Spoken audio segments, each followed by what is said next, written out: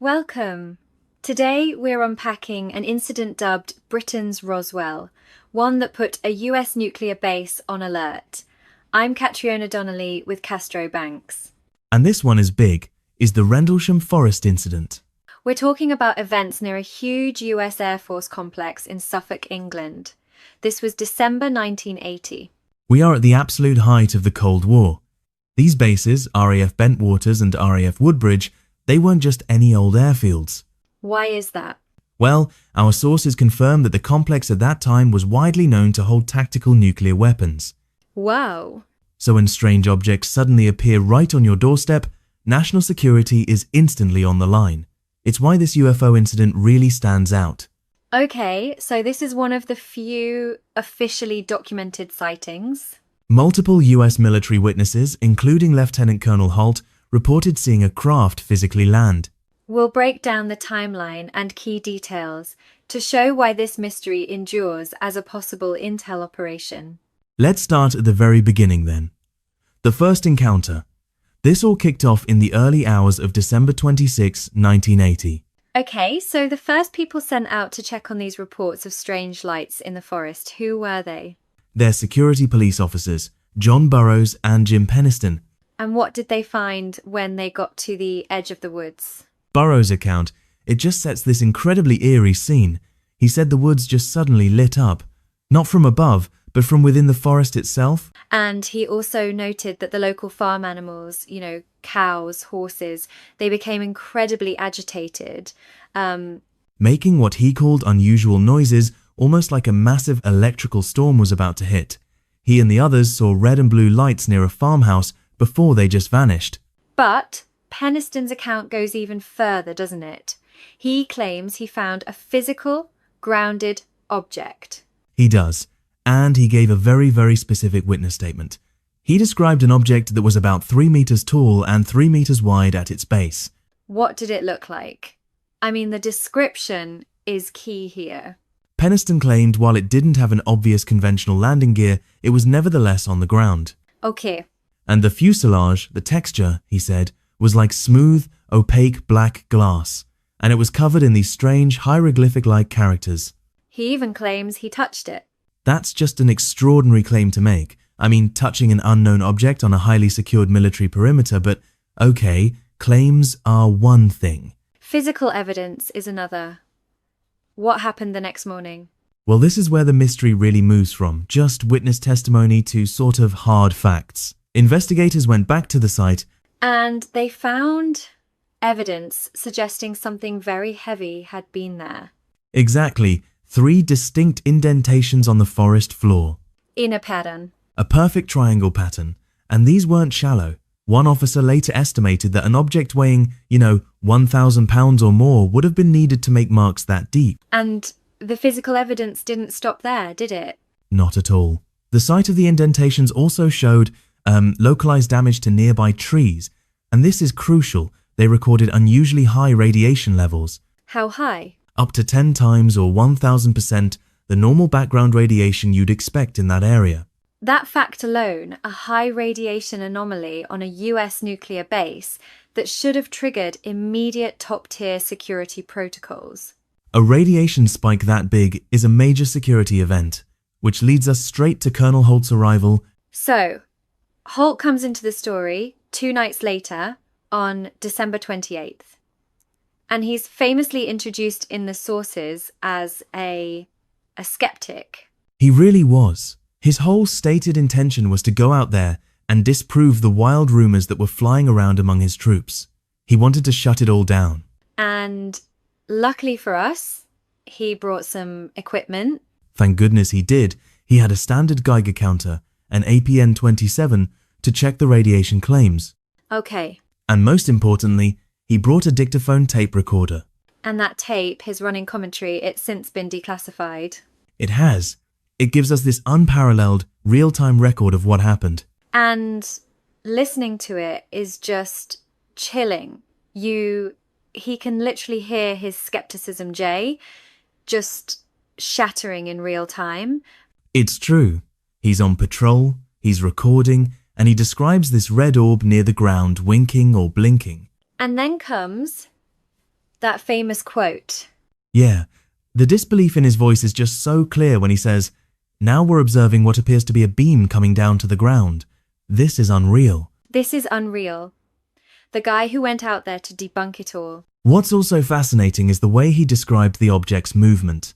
He said it started moving toward them, but instead of, crashing through the dense trees, it moved around them. It moved up and down, avoiding them, which led him to conclude that whatever this thing was, it was under intelligent control. That is a massive leap for a commanding officer who is actively trying to prove this is all a mistake. What about after it left the forest? Well, he later saw bright objects high in the sky, moving at very high speed, making these sharp, angular turns that, in his words, defied inertia. Okay, let's just pause on that. For our listeners, what does defied inertia actually mean in practical terms?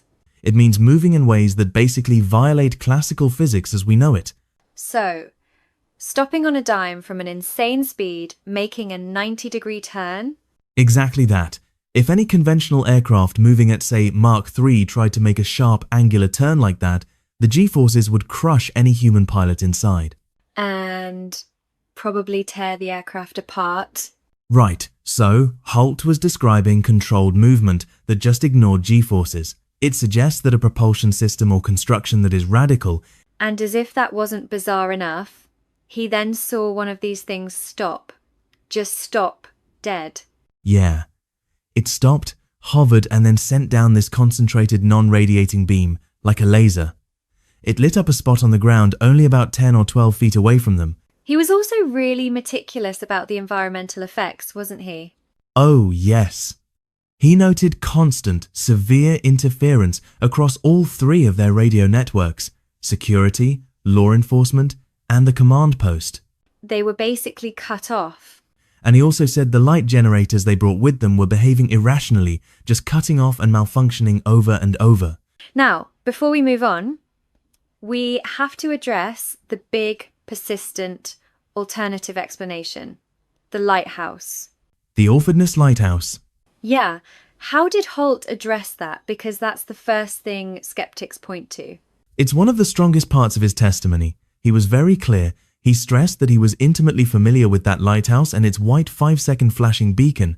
He knew what it looked like. He was ignoring it, he recorded, because what he was seeing was very clearly distinguishable. He knew the lighthouse and the objects he was recording were not it. It was.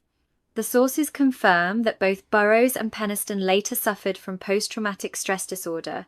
This was a traumatic event for them. For sure. This wasn't just seeing a funny light in the sky.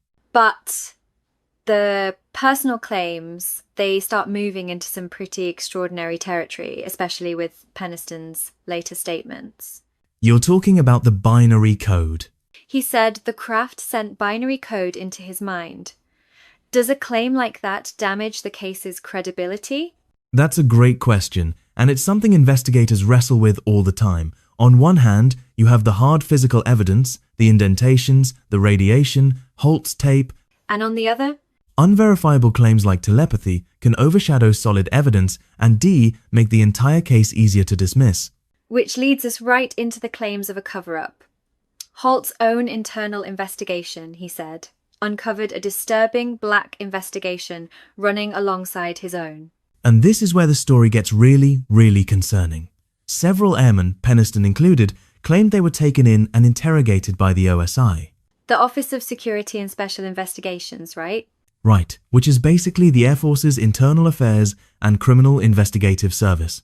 And the airmen claimed they were given injections. Injections they suspected were a truth drug, something like sodium pentothal, and they were subjected to hypnosis. Halt's interpretation of that is just chilling. He believes the whole point was to plant false memories and disinformation. Why would you do that to your own people? To protect what he called the total story. The stories they supposedly planted were ridiculous. You know, little green men fixing the craft with spare parts. Absurdities. It's a classic disinformation tactic. Halt believed the wild claims were planted, so the real evidence, speed, radiation, landing marks would be dismissed as nonsense. That level of calculated psychological warfare is almost as disturbing as the original sighting. But we do have to give time to the opposing theories. Of course. The case is still hotly debated for a reason. Let's start with the most enduring one, the lighthouse theory. Skeptics say the lighthouse's 5-second flash matches Halt's tape, distorted by the forest or atmosphere. But the witness counter-argument to that is just phenomenal. It's a great line. One of them said, lighthouses don't fly down into forests, split up into 5 different lights and zap off into space at Mach 3. And that's a tough rebuttal to overcome if you believe the core witness testimony at all. Okay, what about natural phenomena? Early on, some suggested an exceptionally brilliant meteor or a fireball that was seen over southern England. Others said bright stars being distorted by atmospheric effects. Sort of like a mirage? Kind of. Even an early reporter on the case, Ginny Randalls, later suggested it was probably UAP, but one caused by misperceptions of everyday things. So, shifting the blame from alien tech to just human error. Essentially. Yeah. Then you have the most colourful terrestrial explanation, the SAS hoax theory. This one is fascinating. The idea that the British Special Air Service faked the whole thing. Using powerful flares, remote-controlled kites or balloons. A whole setup. The motive? Revenge. Revenge for what? Some say SAS troops staged an elaborate prank after a humiliating US capture during a readiness test. That seems like an equally high hurdle to clear scientifically. I mean, the tech to do that in 1980... It does. And finally, you have the classified terrestrial tech theories. Like a secret aircraft or a drone. An early theory blamed a recovered Russian satellite. Later, John Burroughs suggested the incident came from experiments using an energy or plasma field, possibly even emitted through the lighthouse for military purposes. That would link the lights and the physical effects, like the radio interference and the radiation. It would, but regardless of the explanation, the official response from the institutions has been consistently dismissive, but also full of contradictions. The UK Ministry of Defence, the MOD, said the incident was of no defence significance. Right, and they said it never merited a full investigation because their radar stations reported nothing unusual at the time. But that statement was contradicted much, much later, wasn't it? It was hugely. In 2015, Halt announced he'd obtained written statements from radar operators at RAF Bentwaters and nearby Wattisham. And what'd they say? They confirmed an unknown object was tracked, moving across their scope in just 2 to 3 seconds. Which implies what speed? Thousands of miles an hour. And crucially, Halt's contacts told him the tapes documenting this were immediately collected by someone. So the evidence was tracked, and then the evidence vanishes. Halt believes both US and UK authorities hid the incident. He says his superiors even ordered him to destroy his official memo. Wow. A forestry worker says 2 suited men questioned him about the lights before Halt even wrote his official memo. Which suggests the authorities knew what was happening much earlier than they ever admitted publicly. Exactly. So today the Rendlesham forest area has a UFO trail and a sculpture of the craft. It's cemented its legendary status, a lot like Roswell. Credible witnesses, radiation readings, and missing tapes raise serious questions about the case. If Halt's account of the craft's movement and speed is accurate, the physics raise big questions. If they're accurate. Then they describe technology that fundamentally defies human survivable G-forces. We are talking about objects moving in ways that conventional engineering simply cannot explain.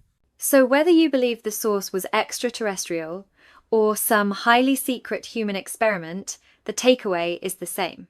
These accounts describe technology far beyond anything known in 1980, challenging basic aerospace assumptions. Halt later said cables dug up at the base were far beyond 1,980 tech, raising a final provocative question. If advanced tech was there all along, the question remains, Was it alien, a secret weapon, or just a lighthouse?